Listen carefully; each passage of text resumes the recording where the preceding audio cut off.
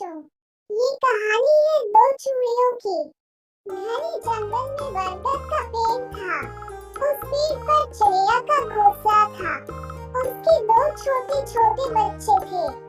एक दिन की बात है, खूब तेज तूफान आ गया। उस तूफान में बरगद का पेड़ गिर गया। उसी पेड़ के नीचे चिड़िया दबकर मर गई। भाग्य से उसके दोनों बच्चे बच गए। तेज हवा उन दोनों बच्चों को उड़ाकर ले गई। एक बच्चा ऋषि के पास जा पहुंचा।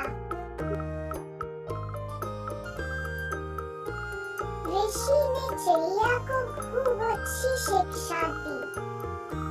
दूसरा बच्चा डाकू के पास उड़कर पहुंच गया। कुछ ही दिनों के बाद वो दोनों बच्चे जवान हो गए। एक दिन राजा जंगल में घूम रहा था। डाकू चिड़िया की नजर राजा पर पड़ी और जोर से बोलने लगी, सरदार यहाँ आओ, इस राजा को मारकर इसका सारा सोना छीन लो। राजा ने चिड़िया को हैरानी से देखा। चिड़िया को देखकर कहा, ये दुष्ट चिड़िया मुझे मरवा देना चाहती है। ये कहकर राजा वहाँ से जल्दी चले गए।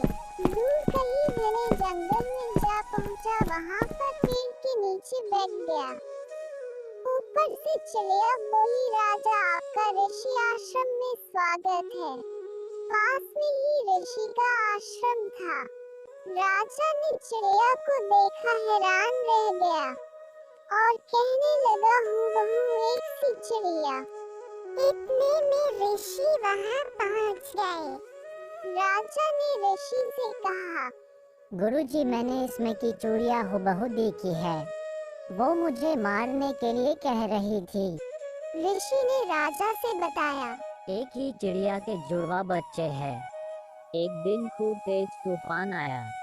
उस तूफान में दोनों बच्चे उड़ गए। एक बच्चा हमारे पास उड़कर आया, दूसरा डाकू के पास पहुंचा।